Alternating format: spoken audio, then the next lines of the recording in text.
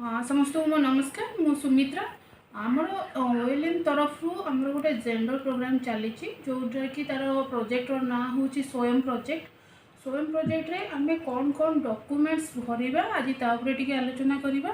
तो सर्वप्रथम gender CRP माने मंथली प्रोग्रेस रिपोर्ट गोटे अच्छी जोटा कि सबमिट कले इनसेंटिव पाइबा एलिजिबल हेबे।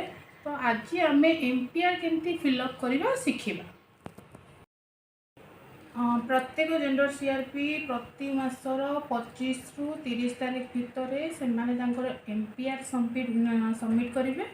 एमपीआर है मंथली प्रोग्रेस रिपोर्ट पूरा 1 मंथ से जहाँ काम करेंगे से फॉर्मेट को भरवे भरिकी जीपी ऑफिस रे तार हार्ड कॉपी सबमिट करेंगे आउ तार सॉफ्ट कॉपी को डिस्ट्रिक्ट को शेयर करेंगे।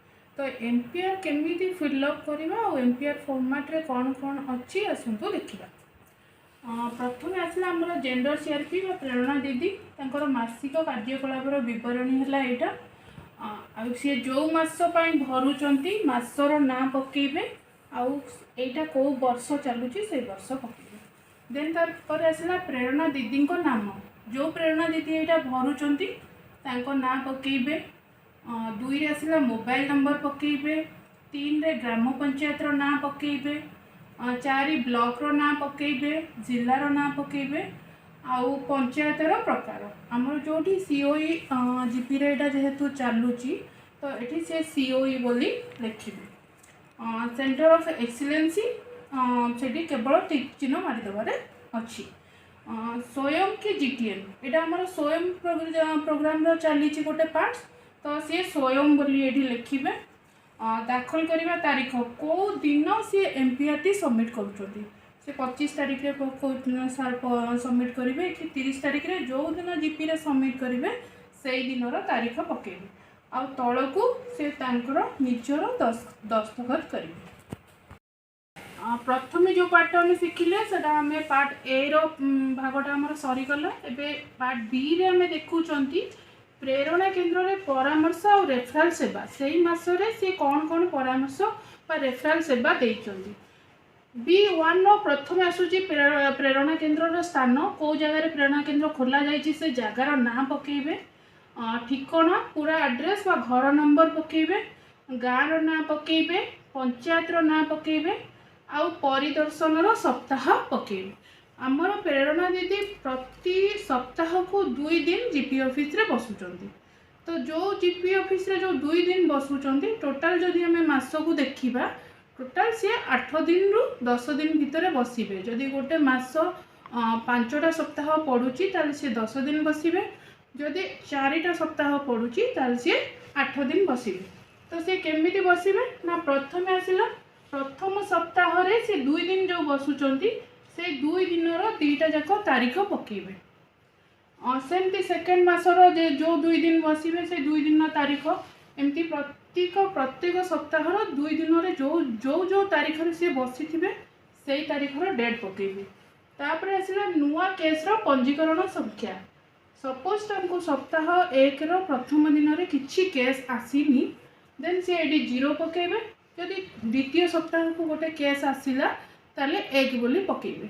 तो यही अनुसार से प्रति सप्ताह रे तांको जहाँ केस आसीची सेटा को सेठी पकेबे। लास्ट को टोटाल करेंगे जे तांको मास को केतेटा केस आसिला। एई मासर पूर्व केस संख्या एठी जो ऊपर भागटा आम फिलअप कले एठी आम केवल नुआ केस कथा फिलअप करछोंती। तळ को जो घर आसिला जे सेई मासर पूर्व मासर केतेटा केस थिला। जदि तांको पूर्व मासरे किछि केस आसी नाही तले 0। जदि पूर्व मासरे तांकर आगरु 2टा केस थिला तो सेठी 2 बोली पकेबे। नेक्स्ट आसला रेफर होइतिबा केस संख्या। आमको प्रेरणा दीदी तार केन्द्र को जितेटा भी केस आसू सी सबू केस को रेफर करिवो। तो आम पाखे टोटाल जितेटा केस थिबो आम रेफर संख्या भी सेतिकी ही हबो। एक्टिव केस केते सपोज आमर जी केस अच्छी भर जदि किसी केस बंद हो जाइए क्लोज हो जाइए ताले आम टोटाल केस रु क्लोज होइतिबा केस को माइनस करवा आउ एक्टिव केस बोली पकेवा। आमर मनेकर ये टोटाल केस अच्छी 10 रु जदि 2टा बंद हो जाए आम ये बंद होता जगह 2 पकईले आउ टोटाल केस जगह 10 पकईले ताले आम पाखे रहा केते ना 10 रु 2 पलैले आम पाखे एक्टिव केस रहा आउ 8 ताले एक्टिव केस जगह आम 8 बोली पकेला। एतिकी थिला आमर परामर्श सेवार विवरणी। नेक्स्ट आम जीवा जे पीआरआई मान सहित किसी मीटिंग अटेंड करिसेंती ताले तार तारीख पकेबे केते जण से मीटिंग रे पार्टिसिपेट करथिले पकेबे आ मीटिंग को जगह रे हेइथिला से जगार कोड पकेबे। से भली से माने ब्लॉक ओएलएम स्टाफ किंबा डिस्ट्रिक्ट ओएलएम स्टाफ किंबा अन्य कहा सहित जदि कौनसी मीटिंग अटेंड करिसेंती मीटिंग रो तारीख पकेबे मीटिंग रे केते जण पार्टिसिपेट करथिले पकेबे आ मीटिंग को जगह हेइथिला तार कोड पकेबे। ठीक से बड़े मीटिंग अटेंड करने सहित से माने मंथली बेसिस रे जदि किसी ट्रेनिंग अटेंड करूचंती एई पार्ट रे से सब ट्रेनिंग रो डिटेल्स से कौन ट्रेनिंग अटेंड करछंती किंबा किछि ट्रेनिंग जदि एसएजी जीपीपी मानन को देइछंती तो सेही जिंस एटी भरिबे जेमिति कि आमे जीएसएलपी अधिवेशन कथा कहिबा जीएसएलपी रे हमर 13टा अधिवेशन हबो प्रति मासरे गोटाए लाखे हम तो से जो मासर से रिपोर्ट दौरान से मासरे से कौ अधिवेशन टी कले कहा सहित कले से 2 जन सहित करेंगे जीपीपी सहित भी करेंगे आउ एसएजी मेंबर सहित भी करेंगे। तो प्रथमे एसएजी मेंबर सभ्या सहित केतेटा मीटिंग करिसेंती संख्या पकेबे से मीटिंग रो विषय वस्तु कौन थिला जेमति कि बीएसकेवाई कि सखी 181 को विषय कही से विषय वस्तु लिखिबे केते समय केते मिनिट से सहित आलोचना कले मनकर सी 1 घंटा सहित कथा होइचंती तो 1 घंटा माने से मिनिट रे लिखिबे 60 मिनिट बोली तापर आसला स्थान से मीटिंगटा को जगह रे कले विद्यालय रे कले कि अंगनवाड़ी सेंटर रे कले कि जीपी ऑफिस रे कले जोठी कले तले फॉर्म रो तले तार कोड दिया है से कोड को 0102 जहाँ थी पकेबे सेमती जीपीपी मानक सहित जदि करिचंती को तारीख रे कले केतोटी मीटिंग कले सेमती भरिबे तापर आसला आकु छाड़ी के जदि अन्य किछि ट्रेनिंग से अटेंड करिचंती जेमिति कि हमर सामाजिक विकास कमिटी